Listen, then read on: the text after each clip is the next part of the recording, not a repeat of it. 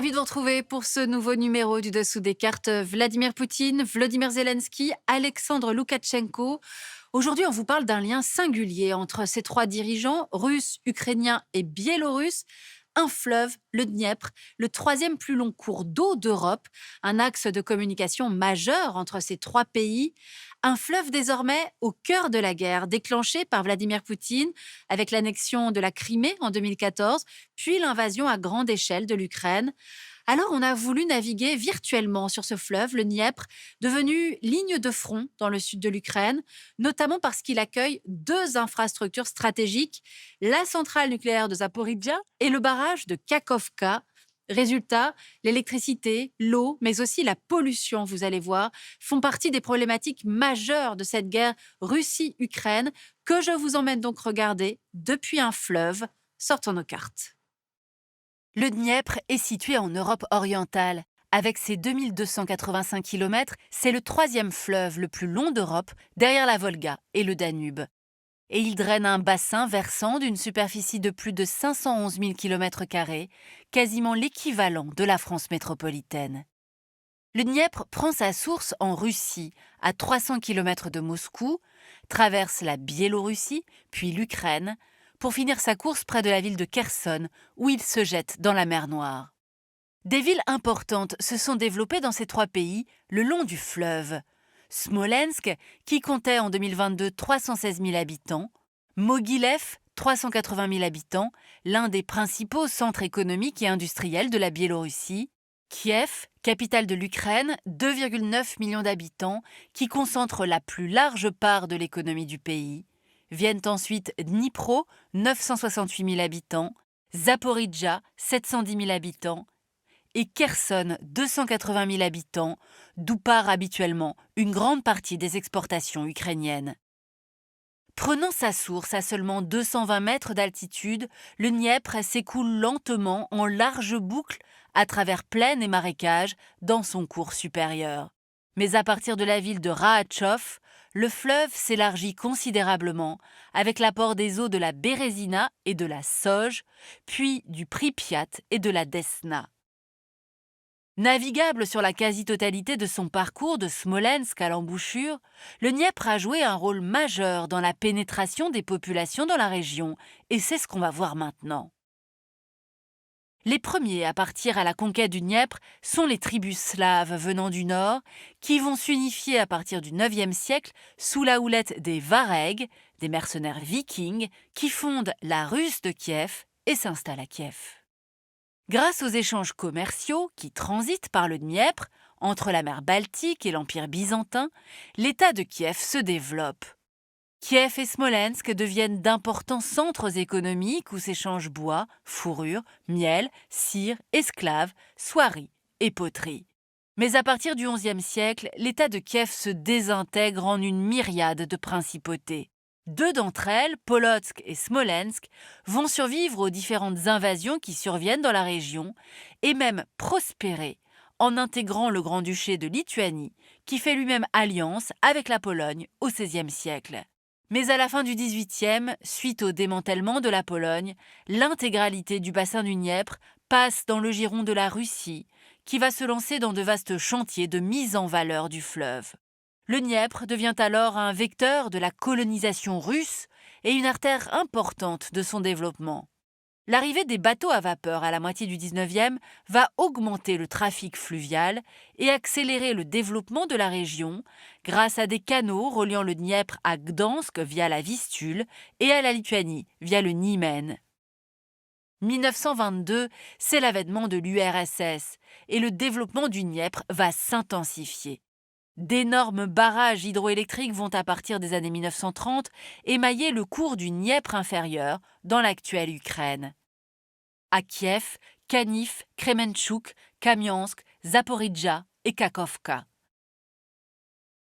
Ces barrages ont créé d'énormes lacs artificiels qui ont inondé 9000 km², mais ont permis d'irriguer une agriculture intensive et de développer un important tissu industriel, mais aussi des centrales nucléaires et des usines de traitement des déchets nucléaires. Autant d'activités gourmandes en eau de refroidissement qui viennent du Dniepr. mais aussi autant de sources de pollution sur lesquelles nous reviendrons, par ruissellement, rejet ou accident.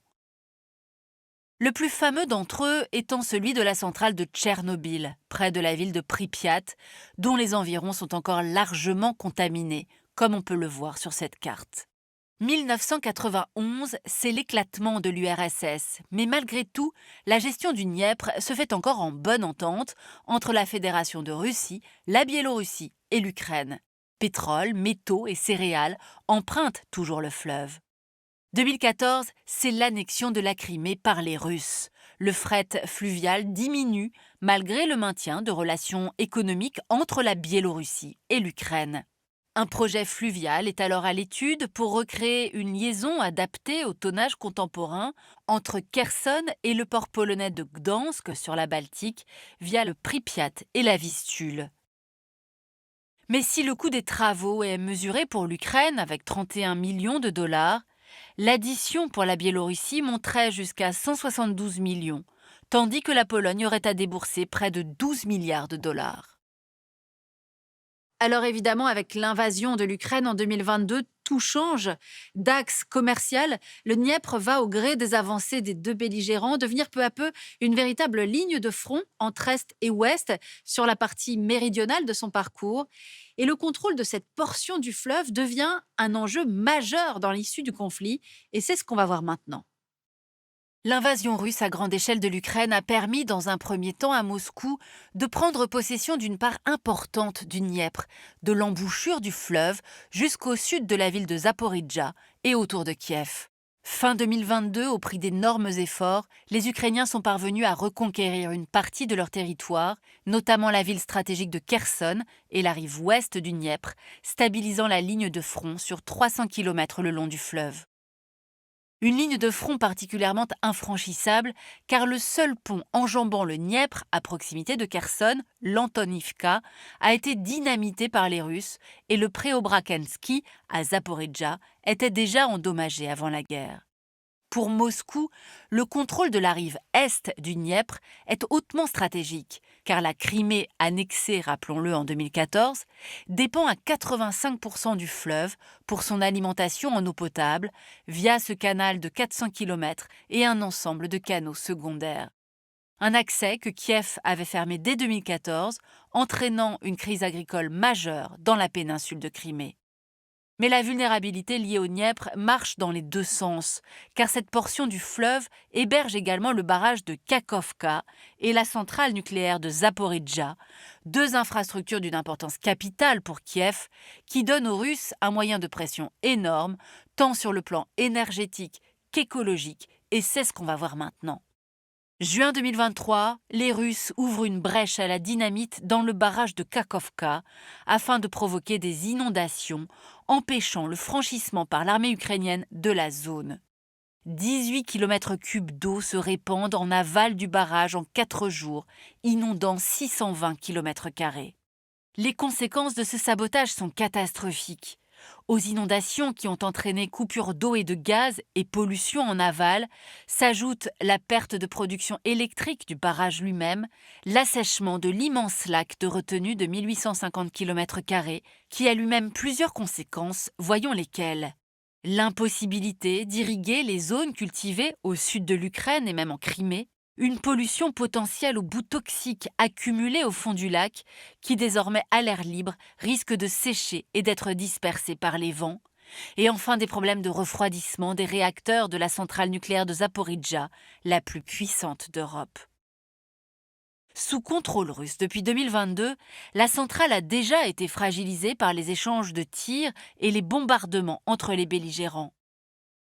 Plusieurs réacteurs sont à l'arrêt et l'état de ceux encore en activité fait craindre un accident nucléaire majeur dont les conséquences seraient dramatiques, comme vous pouvez le voir sur la carte. 2,7 millions de personnes vivent en effet à proximité de la centrale. Le barrage de Kakhovka n'est pas la seule infrastructure liée à l'eau victime de la guerre. D'autres barrages ont été endommagés, notamment celui d'Irpin, dynamité par les Ukrainiens pour protéger Kiev de l'avancée russe. Les ponts, enjeux stratégiques de toutes les guerres, ne sont ici évidemment pas épargnés. Mais aussi, fait moins connu, les réseaux d'approvisionnement d'eau et les stations de traitement des eaux usées sont délibérément visés, car leur destruction affecte fortement les populations. Enfin, en août 2024, la Russie aurait franchi un nouveau cap, le recours à la pollution comme arme de guerre.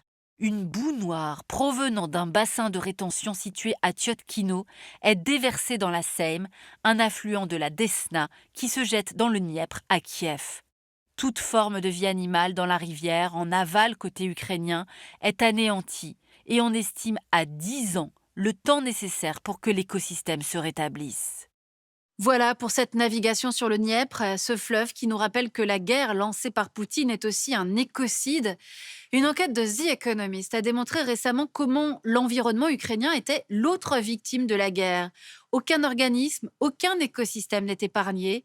Forêts ravagées par des incendies causés par les bombardements, sols et eaux souterraines contaminés par des métaux lourds et des produits toxiques, animaux tués ou chassés de leur habitat. Voilà autant de victimes de la guerre en Ukraine dont on parle moins. Une catastrophe écologique dont il faudra attendre des années pour la mesurer et pour tenter de la réparer. Ainsi s'achève ce nouveau numéro du Dessous des cartes. Rendez-vous bien sûr la semaine prochaine, même endroit, même heure. Et d'ici là, n'oubliez pas arte.tv et nos réseaux sociaux pour retrouver l'ensemble de nos vidéos. Et n'oubliez pas également notre newsletter. À bientôt.